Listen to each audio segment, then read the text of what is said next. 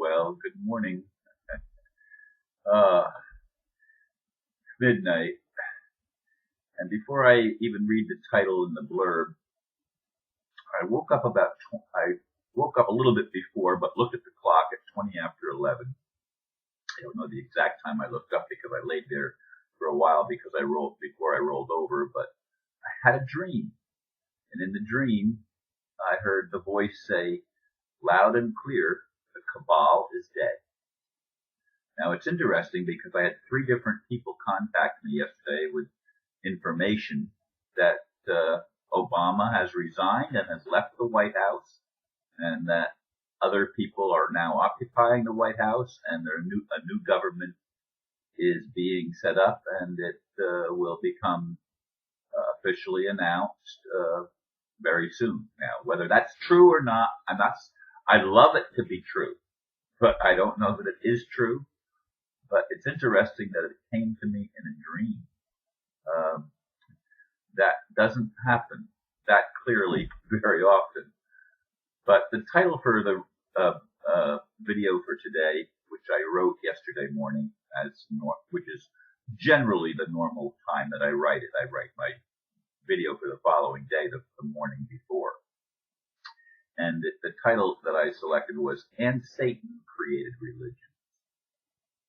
As I've said before, religion was created by the slave master class a very long time ago.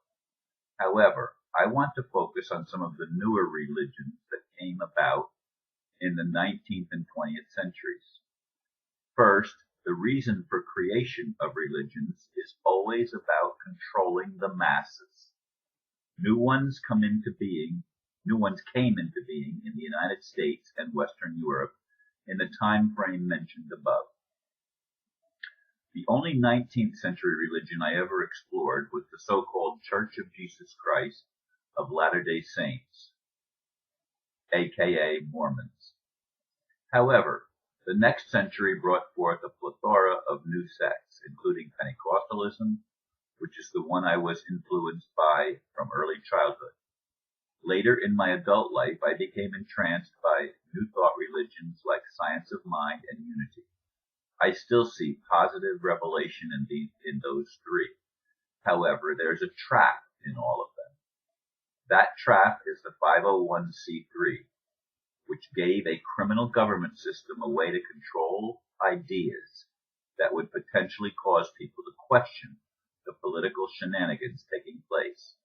Politics became taboo in church after church, which continues to this day. Indeed, I know it hurts a lot of people when I begin to question some of the things that even I took for granted much of my life.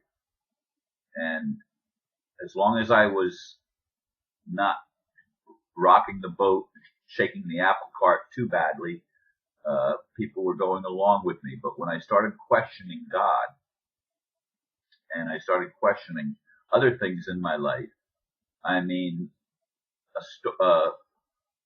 a storm aroused inside of some people, and I've gotten a lot of people making negative comments. People have gotten mad at me. Even Aristo got mad at me and saying that it's God's fault. Now, when I say it's God's fault, and I hope you understand and you read the blurb. That's why I put blurbs out. You can read the foundation of what I'm talking about. I may go other places after I read the blurb, but the blurb is the foundation for that, whatever the talk is that day. And even Aristo got mad for saying that God is to blame. Now understand, I want you to get this clearly. Religion, as I said, was created as a control mechanism along millenniums ago,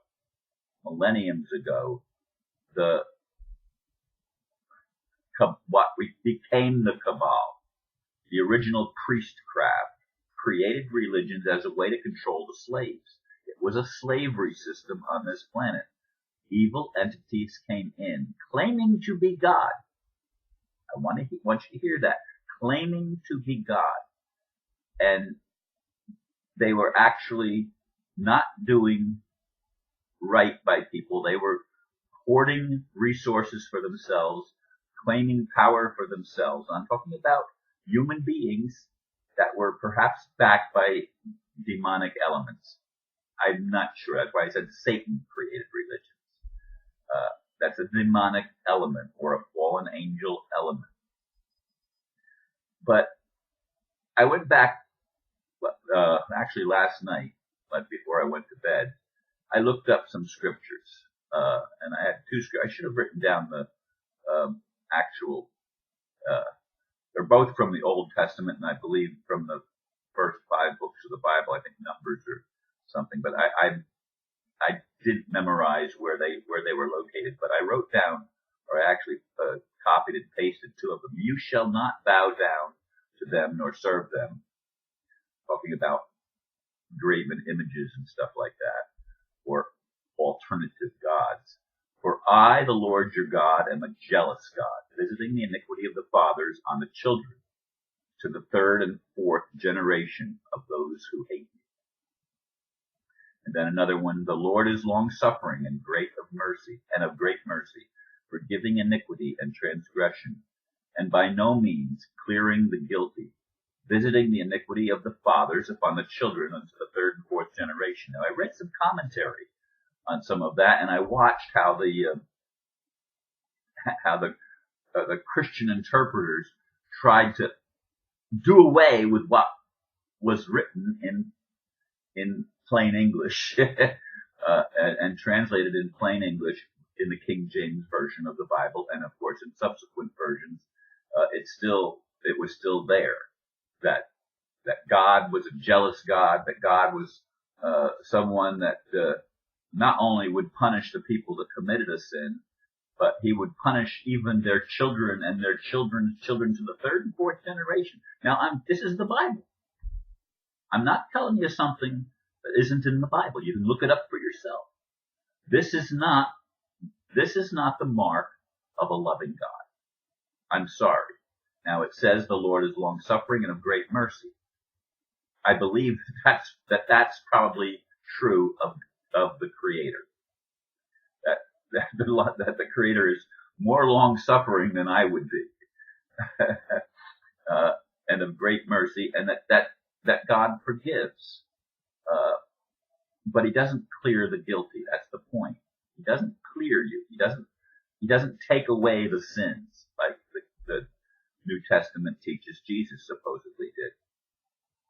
And I do believe that the Bible contains words from the Creator, words of God, if you will. But I also believe that the Bible contains words of the little God, which is Lucifer, Satan, who created religions. Because that's the jealous God. That's the God who is vengeful. That's the God who has a chip on his shoulder and wants to be in a place where he can't be questioned. That's what the churches have done. And that's what the cabal, or the evil ones in our generation, have done. They have limited the churches from speaking out. Now, I said that I explored the Mormon religion. And the Mormon religion is interesting. It's the 2nd wealthiest religion in the world next to Roman Catholicism. And it's corrupt. Because I see the time, I don't have time. I like to limit my videos to 10 minutes. And I know people have said, don't do that. But because I do them every day, I want to do that. Anyway, the system with the 501c3s is a control grid by the criminals. And I hope that what I heard in my dream, that the cabal is dead, I hope that actually comes true in a very short time. I'm not saying I believe it. I want to believe it, but I'm not saying it's true. But I do thank you for considering some of the things that I've said, and I will maybe expand on this more in another video in the near future. Thank you again for listening, and